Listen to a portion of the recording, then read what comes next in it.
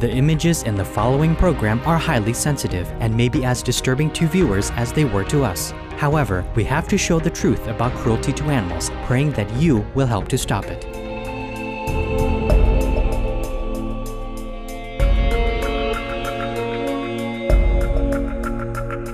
Horses represent humanity. What we do to horses is a lot about what we do to our own kind. This is the Stop Animal Cruelty series on Supreme Master Television. This week, we'll hear from journalist, talk show host, animal advocate, and co-founder, as well as executive director and president of the U.S.-based nonprofit Wild for Life Foundation, Katia Louise. Also a talented filmmaker, Miss Louise wrote, directed, and produced the award-winning 2011 documentary, Saving America's Horses, A Nation Betrayed. This revealing film examines the utterly inhumane horse slaughter industry and calls for immediate measures to protect the lives of horses in the U.S. Many prominent American celebrities appear in the film, including actor Sir Paul Sorvino, CNN news anchor Jane Velez Mitchell, and actress Linda Gray, among others. Saving America's Horses, short title for Saving America's Horses, A Nation Betrayed. And A Nation Betrayed is part of the title because a nation of people betrayed by the truth that horse slaughter is humane. It's not. It's the horse nation itself being betrayed. Horses that trust us, that we've used for our own gain, and then we turn around and send them off this way after they learn to trust us.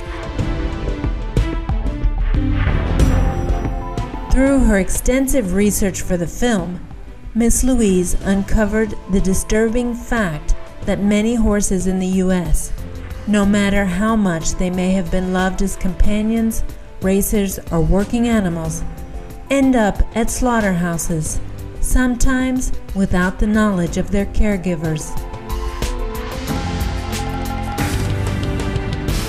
It could be a situation where, and this happens quite frequently, we've got children in the home and they've got their family pet ponies and they grow up and the kids are going off to college now, and maybe, you know, the parents are downsizing in property or whatever to pay for college, but they decide that maybe the horse isn't something that they can continue to care for now, and they care deeply about these horses, and so they'll give it a bath and fix it all up, maybe braid its hair and go the extra mile to make sure that it attracts a good home.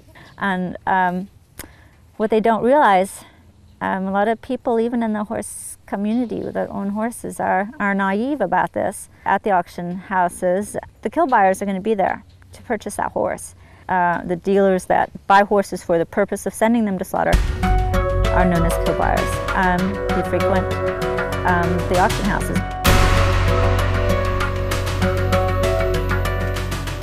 In the past, over 100,000 horses were slain annually in the U.S. In 2007, federal legislation forced the country's last 3 horse abattoirs to close their doors.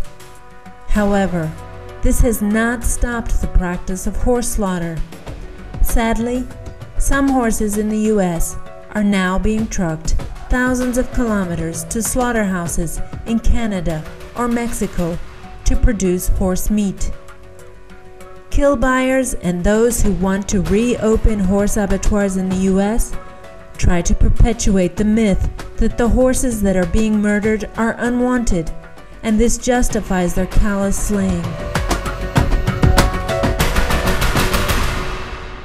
So there's a term that is used a lot, and I just want to talk about it real briefly. They want to say the unwanted horses, and that there's a problem, and that we need to do something with all these unwanted horses. The term unwanted was coined by those that are proponents of horse slaughter. It suggests that these social, intelligent, sentient beings are disposable. And our world has come to an age that we do find it easy to dispose of things. And when our phone gets old, our copier stops working, we toss it and we get a new one. There's a difference. These are individual living beings. And at least to my way of thinking and our belief at Wild for Life Foundation, this is not what we do with creatures that we share our planet with. They're not disposable.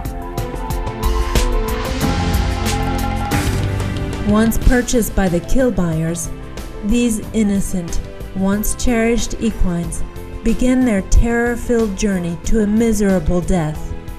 Their first stop is the feedlot, where horses are gathered in preparation for transport. There are what they call feedlots, although that's kind of a misleading name because people assume a feedlot's where a horse will get fed. Oftentimes these feedlots don't feed the horses adequately, or sometimes they don't even get any food, or water or shelter. So the places where they're sent before they go to slaughter, sale yards, sale barns, feedlots, collecting stations, pretty much all under the same umbrella.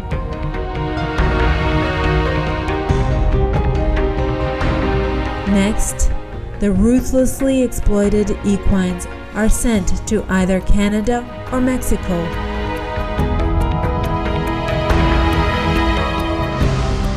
One of the big problems in transport of horses is the fact that they use a double-deck trailer. It's a trailer that's built for shipping cattle. And horses are tall compared to cattle. They're overcrowded. They're forced into these trailers. They're whipped, they're beaten. They're very frightened. They can't move. Sometimes it's hard for them to breathe because it's so crowded in there. It's slippery, it's metal floors. They have to go up and down these ramps. And, they can fall, they can break legs in there, they get stomped to death. They could be on that trailer for 2-3 days. They should be rested, fed, and watered. We have evidence that that's not happening. Many arrive with serious injuries, head, back, neck injuries, broken legs, and no medical care is given to these horses once they're designated as food animals. They don't get the same kind of treatment that they got when that horse was loved by that family back at home or on that racetrack. It's night and day difference. It's pure hell.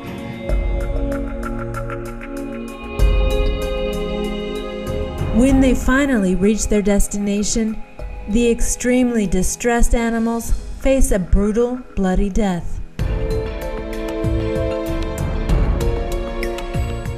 The horses are walking on metal floors. Oftentimes they still have their shoes on. They're slipping and falling all over the place. Many of them injured, terrified. There's a smell to death, and horses have a keen sense of smell. The smell of death permeates this facility. Not only that, but blood. And the blood you can smell over a mile away from these facilities as a person. So just imagine what it would be like inside there. So you've got a horse that's most likely injured, if not terrified, smelling death, smelling blood, watching what's happening to the horses in front of them. Very resistant to going into that kill chute. Beaten to get there many times. Bobbing up and down, falling, just anything to try and escape the inevitable. No way out. You've got someone standing there with a gun, a captive bolt gun, or a spear. The humane guidelines say that the horse should only be struck once.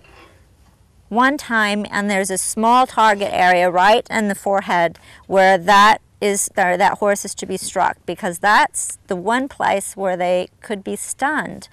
It's supposed to make them unconscious so they can't feel the pain and know what else is going on. This is not happening. They're struck all over the place. Sure, there's a few that might have been struck properly, but that doesn't kill them. They're still alive, and they're hung by one leg all that weight. You know, average horse is 1,000 pounds, hung by an ankle, upside down. Their throat is cut so that while their heart is beating, the blood drains from their body, and the butchering process begins. These horses that are still conscious are suffering tremendously. They're shot in the back of the neck, on the side, in the eye, in the face, and all over the place. And they don't stop the line because it costs too much money. This happened in America. This happens currently in other countries where this goes on. We have overwhelming amount of documentation, evidence to show this. It's on record. The horses are suffering tremendously. Saving America's Horses also addresses the outrageous abuse of wild horses. The film is just as much about the domestic horses as it is about the wild horses. And in fact, it's the only feature film that really advocates for both the wild and the domestic horses, because both are subject to slaughter in this country. By some estimates, there were 1 million to 3 million wild horses in the U.S. at the beginning of the 1900s. Now, the population in the wild is only around 33,000. Another 30,000 have been taken from the wild and put in government holding pens because of the unfounded fear of the horses overpopulating public lands. These captive horses may be adopted and possibly fall into the hands of kill buyers who send them to Mexico for butchering. Rounded up by helicopter, they're chased over long distances, sometimes over lava fields, and extreme temperatures in the dead of winter. Icy, slippery conditions in the heat of summer. It's, 120 degrees out there in the desert. Run a horse for 100 miles, whatever it is, over a lava field, stampeded at helicopter speeds. Under these conditions, it's terrifying and it's very cruel. The little babies, they're not ready to run. They try to keep up with their mothers. Their hooves will literally fall off, trying to keep up with their mothers. Many injuries are sustained. Katia Louise also believes that horses have a message for us.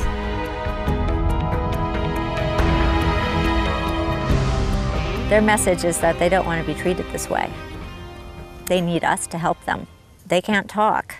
We have to be their voice. We have to tell their stories for them and stand up for them. We're here for you, is what they're saying. We're here for you. So let's be here for them.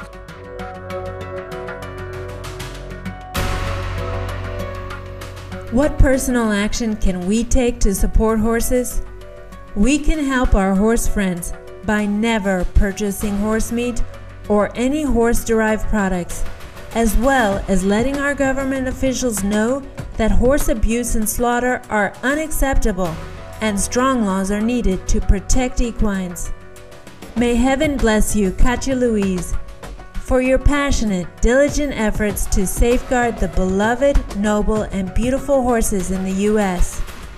May Saving America's Horses be a huge success and enable many to hear your benevolent call for eternal kindness towards equines. For more information about Katia Louise, please visit www.katialouise.com. Visit the Wild for Life Foundation's website to find out more about ending horse slaughter in the U.S. www.wildforlifefoundation.org. The official website for Saving America's Horses, A Nation Betrayed, is at www.savingamericashorses.org. Thank you for your presence today on Stop Animal Cruelty. May horses and humans forever enjoy long, happy lives together. For more details, please visit www.suprememastertv.com/stop-animal-cruelty.